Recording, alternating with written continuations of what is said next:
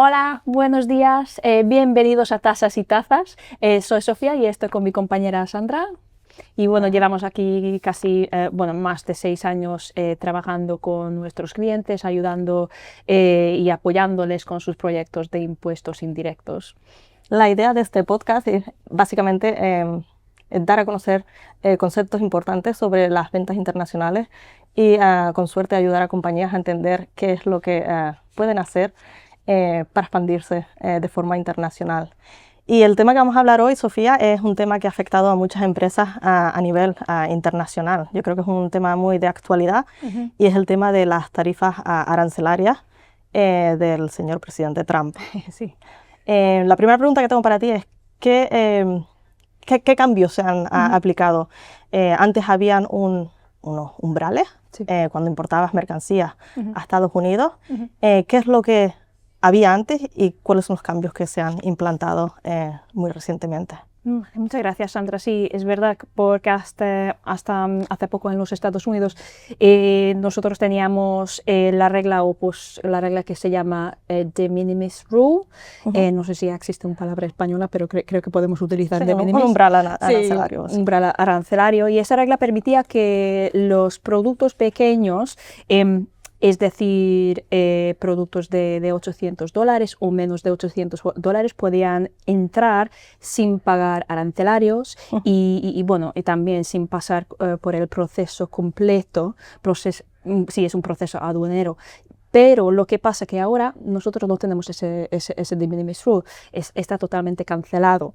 Y lo que pasa es que ahora mismo las compañías deben entender qué tienen que pagar. ¿Por qué? Porque el día de 21 de agosto ese año cambió todo, porque antes sí que podíamos entonces entrar, si los productos eran menos de $800, muy bien, pero ahora mismo lamentablemente no. Y si no importará ahora el valor, pues entonces las compañías deben saber exactamente qué tienen que pagar. Y bueno, resumiendo todo, es un giro muy grande, ¿no? Porque ahora mismo pues deben tener todos los códigos correctos y también deben tener no solamente los códigos, pero los valores también en esos procesos, y también deben saber cómo funcionará entonces el proceso total o proceso aduanero total en los Estados Unidos. Sí, esto es un proceso que es muy reciente. Sí. Como dice, se aplicó el 29 de agosto, si no me equivoco.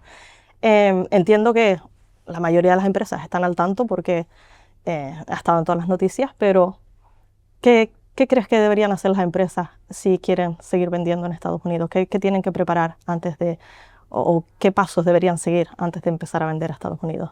Sí, no, muchas gracias por la pregunta, porque antes, pues teniendo en cuenta que, bueno, ese de minimis rule o esa umbral fue bastante alto, ¿no? Porque creo que, si me acuerdo bien, en Europa es 150 euros, o creo que en Inglaterra es 135 libras y $800, pues había bastante fácil planearlo con ello.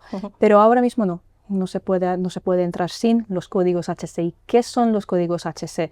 En inglés, Harmonized System Codes, o en español, sistema armonizado. Código del sistema armonizado. Sí, sistema armonizado. Y bueno, en pocas palabras, es un lenguaje o es un idioma universal de comercio internacional, y los códigos HC son una serie de números que le indican a las autoridades aduaneras exactamente qué tipo de producto estamos hablando, si es un producto de un par de zapatos, una botella de vino o un portátil o cualquier cosilla. Y también no solamente tenemos que tener en cuenta que los productos van a llevar un código totalmente diferente, pero también por países, porque es bastante importante. Y la otra cosa, que también esos códigos pueden cambiarse cada 5 años.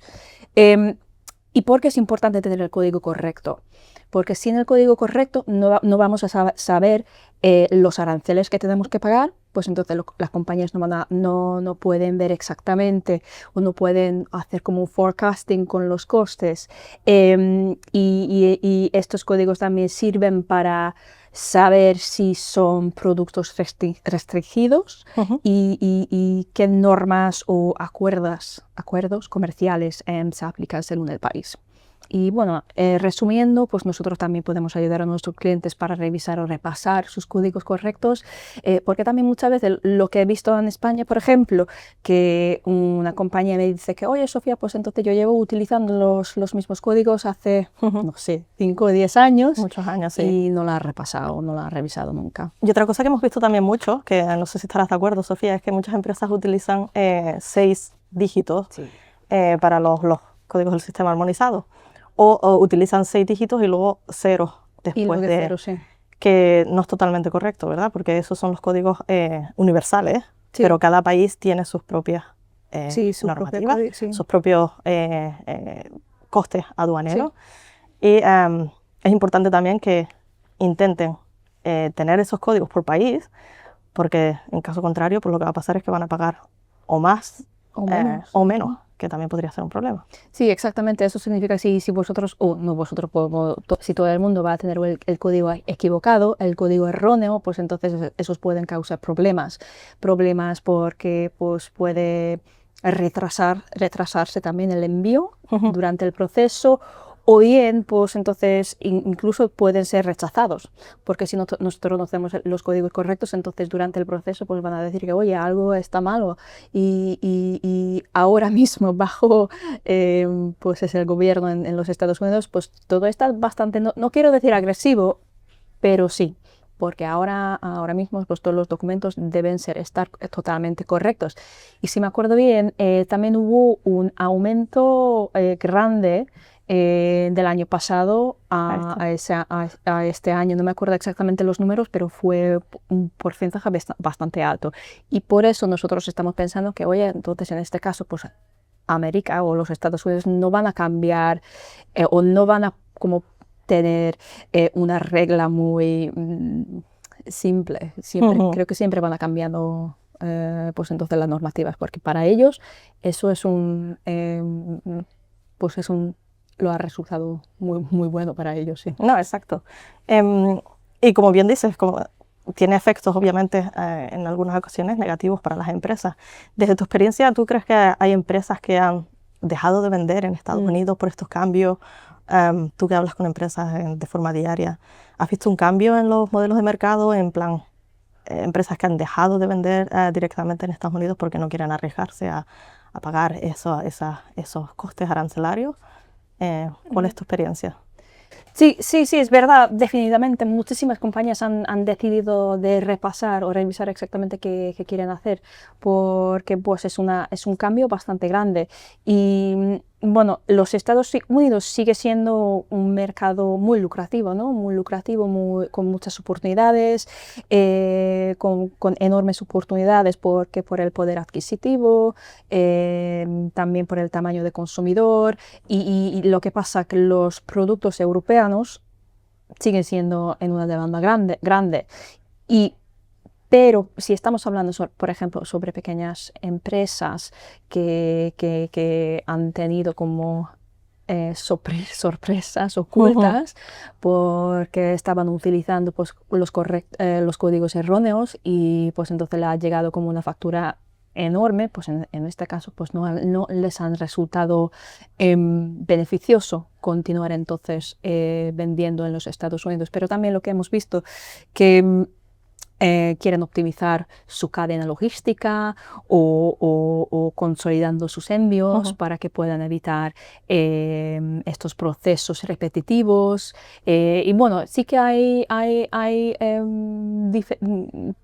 posibilidades lo que pueden hacer, pero ahora mismo sí que deben tener como una estrategia planeada, digamos. Exacto, sí que al final hay una solución. Sí.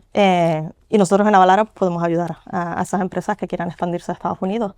Si alguien tiene alguna duda o quiere hablar más sobre este tema, pues tendrá tus datos de contacto, que te contacten directamente, y así les puedes dar más información también. Pues bueno, hoy hemos hablado un poco del tema de las tarifas de Trump.